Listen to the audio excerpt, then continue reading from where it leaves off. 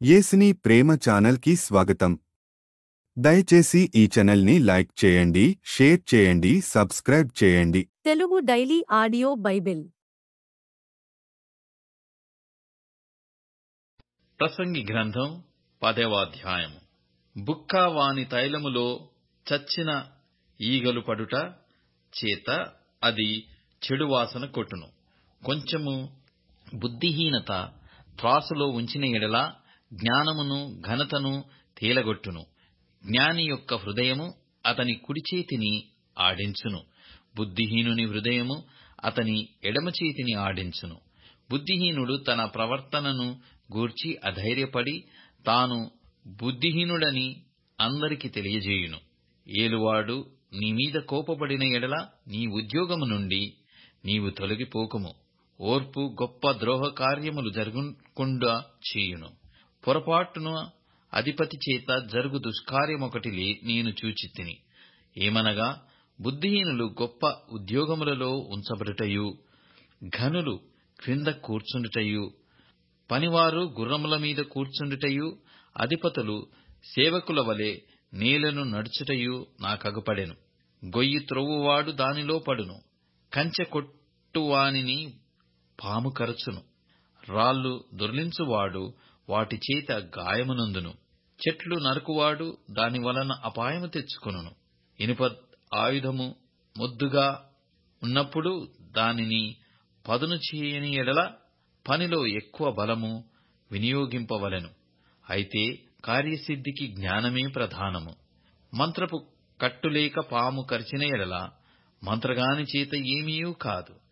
వాని నోటి మాటల ప్రారంభము బుద్ధిహీనత, వాని పలుకులు ముగింపు వెరితనము. కలగబోవునది ఏదో మనుషులు ఎరగక యుండినను బుద్ధిహీనులు విస్తారంగా మాటలాడుదురు. నరుడు చనిపోయిన తరువాత ఏమి జరుగునో ఎవరు తెలియజేతురు? ఊరికి పోవు త్రోవ ఎరగని వారై బుద్ధిహీనులు తమ ప్రయాసము చేత ఆయాసపడుదురు. దేశమా, దాసుడు నీకు రాజయ్యుండుటయు, ఉదయముననే భోజనమునకు కూర్చుండు వారు నీకు అధిపతులయ్యుండుటయు నీకు అశుభము. దేశమా, నీ రాజు గొప్ప ఇంటి వాడయ్యుండుటయు, నీ అధిపతులు మత్తులగుటకు కాక బలమునొందుటకై అనుకూల సమయమున భోజనమునకు కూర్చుండు వారై యుండుటకు నీకు శుభము. సోమరి తనము చేత ఇంటి కప్పు దిగబడిపోవును, చేతుల బద్ధకము చేత ఇల్లు కురియును. నవ్వులాటలు పుట్టించుటకై వారు విందు చేయుదురు. ద్రాక్షారసము వారి ప్రాణమునకు సంతోషకరము, ద్రవ్యము అన్నిటికీ అక్కరకు వచ్చును. నీ మనస్సునందైనను రాజును శపింపవద్దు, నీ పడక గదిలోనైనను ఐశ్వర్యవంతులను శపింపవద్దు. ఏలయనగా ఆకాశ పక్షులు సమాచారము కొనిపోవును, రెక్కలు గలది సంగతి తెలుపును. ప్రసంగి గ్రంథం 11వ అధ్యాయము. నీ ఆహారమును నీళ్ల మీద వేయుము, చాలా దినములైన తరువాత అది నీకు కనబడును. 7 8 భాగము పంచిపెట్టుము. భూమి మీద ఏమి కీడు జరుగునో నీవెరుగవు. మేఘములు వర్షముతో నిండి ఉండగా అవి భూమి మీద దాని పోయును. మ్రాను దక్షిణముగా పడినను ఉత్తరముగా పడినను అది పడిన చోటనే యుండును.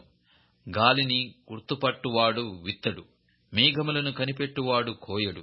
చూలాలి గర్భమందు ఎముకలు ఏ రీతిగా ఎదుగునది నీకు తెలియదు. గాలి ఏ త్రోవను వచ్చునో నీవెరుగవు. అలాగుననే సమస్తమును జరిగించు దేవుని క్రియలను నీవెరగవు. ఉదయమందు విత్తనమును విత్తుము, అస్తమయమందు నీ చేయి వెనుక తీయక విత్తుము. అది ఫలించునో ఇది ఫలించునో లేక రెండును సరిసమానముగా ఎదుగునో నీవెరుగవు. వెలుగు మనోహరమైనది, సూర్యుని చూచుట కన్నుల కింపుగానున్నది. ఒకడు చాలా సంవత్సరములు బ్రతికిన ఎడల చీకటి గల దినములు అనేకములు వచ్చునని ఎరిగియుండి తాను బ్రతుకు దినములన్నీ సంతోషముగా ఉండవలెను. రాబోవునదంతయు వ్యర్థము. యవనుడా, నీ యవన కాలమందు సంతోషపడము, నీ యవన కాలమందు నీ హృదయమును సంతుష్టిగా ఉండనిమ్ము. నీ కోరిక చొప్పునను నీ దృష్టి యొక్క ఇష్టము చొప్పునను ప్రవర్తింపుము. అయితే వీటన్నిటిని బట్టి దేవుడు నిన్ను తీర్పులోనికి తెచ్చునని జ్ఞాపకముంచుకొనుము. లేత మనస్సును నడిప్రాయమును గతించిపోవునవి గనుక నీ హృదయములో నుండి వ్యాకులమును తొలగించుకొనుము. నీ దేహమును చెరుపు దాని తొలగించుకొనుము. ప్రసంగి గ్రంథం 12వ అధ్యాయము. దుర్దినములు రాకముందే ఇప్పుడు వీటి యందు నాకు సంతోషము లేదని నీవు చెప్పు సంవత్సరములు రాకముందే, తేజస్సునకును సూర్యచంద్ర నక్షత్రములకును చీకటి కమ్మకముందే, వాన వెలసిన తర్వాత మేఘములు మరల రాకముందే, నీ బాల్య దినములందే నీ సృష్టికర్తను స్మరణకు తెచ్చుకొనుము. ఆ దినమున ఇంటి కావలివారు వణుకుదురు, బలిష్ఠులు వంగుదురు, విసురువారు కొద్దిమంది ఎగుటచేత పని చాలించుకొందురు. కిటికీలలో గుండా చూచువారు కానలేకుందురు. తిరగటి రాళ్ళు ధ్వని తగ్గిపోవును, వీధి తలుపులు మోయబడును. పిట్ట యొక్క కూతకు ఒకడు లేచును. సంగీతమును చేయు స్త్రీలు, నాదము చేయు వారందరూ నిశ్శబ్దంగా ఉంచబడుదురు. ఎత్తుచోటులకు భయపడుదురు. మార్గముల యందు భయంకరమైనవి కనబడును. బాదము వృక్షము పువ్వులు పూయును, మిడత బరువుగా ఉండును, పుడ్డ బుడుసుర కాయ పలుగును. ఏలయనగా ఒకడు తన నిత్యమైన ఉనికి పట్టునకు పోవుచున్నాడు. వాని నిమిత్తము ప్రలాపించువారు వీధులలో తిరుగుదురు. వెండి త్రాడు విడిపోవును, బంగారు గిన్నె పగిలిపోవును, ధార యొద్ద కుండ పగిలిపోవును, బావి యొద్ద చక్రము పడిపోవును.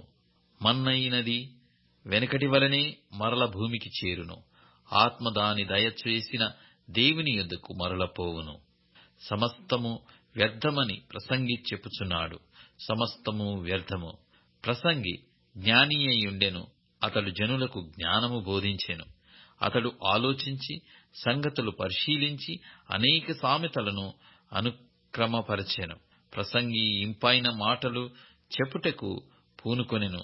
సత్యమును గూర్చిన మాటలు యథార్థ భావముతో వ్రాయుటకు పూనుకొనెను. జ్ఞానులు చెప్పు మాటలు ములుకొలల వలెను చక్కగా కూర్చబడి బిగగొట్టబడిన మేకుల వలెను ఉన్నవి. అవి ఒక కాపరి వలన అంగీకరింపబడినట్టున్నవి. ఇదియుగాక నా కుమారుడా, హితోపదేశములు వినుము. పుస్తకములు అధికముగా రచింపబడును, దానికి అంతము లేదు. విస్తారముగా విద్యాభ్యాసము చేయుట దేహమునకు ఆయాసకరము. ఇదంతయు వినిన తర్వాత తేలిన ఫలితార్థమీదే. దేవుని యందు భయభక్తులు కలిగియుండి ఆయన కట్టడలను అనుసరించి నడుచుండవలెను. మానవ కోటికి ఇదియే విధి. గూఢమైన ప్రతి అంశమును గూర్చి దేవుడు విమర్శన చేయునప్పుడు ఆయన ప్రతి క్రియను, అది మంచిదేగాని చెడ్డదేగాని, తీర్పులోనికి తెచ్చును. కొరింథీయులకు రాసిన 2వ పత్రిక 11వ అధ్యాయం. నేను అవివేకినని ఎవడునూ తలంచవద్దని మరల చెప్పుచున్నాను. అట్లు తలంచిన ఎడల నేను కొంచెము అతిశయపడునట్లు నన్ను అవివేకినైనట్టుగానే నేర్చుకొనుడి. నేను చెప్పుచున్నది ప్రభువు మాట ప్రకారము చెప్పుటలేదు గాని ఇట్లు అతిశయపడుటకు ఆధారము కలిగి అవివేకి వలె చెప్పుచున్నాను. అనేకులు శరీర విషయములో అతిశయపడుచున్నారు గనుక నేనును అలాగే అతిశయపడుదును. మీరు వివేకులయ్యుండి సంతోషముతో అవివేకులను సహించుచున్నారు. ఒకడు మిమ్మును దాస్యమునకు లోపర్చినను, ఒకడు మిమ్ము మృంగివేసినను, ఒకడు మిమ్ము వశపర్చుకొనినను, ఒకడు తన్ను గొప్ప చేసుకొనినను, ఒకడు ముఖము మీద మిమ్మును కొట్టినను మీరు సహించుచున్నారు. మేము బలహీనులమై ఉన్నట్టు అవమానముగా మాటలాడుచున్నాను. ఏ విషయమందును ఎవడైనా ధైర్యము కలిగియున్నాడో ఆ విషయమందు నేను కూడా ధైర్యము కలిగిన వాడను. అవివేకముగా మాటలాడుచున్నాను. సుమా, వారు హెబ్రీయులా? నేనును హెబ్రీయుడనే. వారు ఇశ్రాయేలీయులా? నేనును ఇశ్రాయేలీయుడనే. వారు అబ్రహాము సంతానమా? నేనును అట్టివాడనే. వారు క్రీస్తు పరిచారకులా? వెర్రివాని వలె మాటలాడుచున్నాను. నేనును మరి ఎక్కువగా క్రీస్తు పరిచారకుడను. మరి ఏ విషయముగా ప్రయాసపడి తిని మరి అనేక పర్యాయములు చెరసాలలో ఉంటిని, అపరిమితముగా దెబ్బలు తింటిని, అనేక మారులు ప్రాణాపాయములలో ఉంటిని. యూదుల చేత 5 మారులు ఒకటి తక్కువ 40 దెబ్బలు తింటిని. 3 బెత్తములతో కొట్టబడితిని, ఒకసారి రాళ్లతో కొట్టబడితిని. 3 ఓడ పగిలి శ్రమ పడితిని, ఒక రాత్రింబగళ్ళు సముద్రములో గడిపితిని.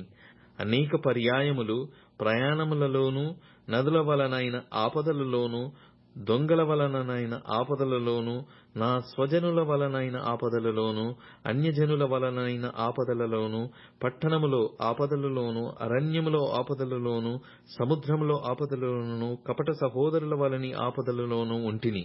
ప్రయాసముతోనూ కష్టముతోనూ, తరచుగా జాగరణములతోనూ, ఆకలి దప్పులతోనూ, తరచుగా ఉపవాసములతోనూ, చలితోనూ, దిగంబరత్వముతోనూ ఉంటిని.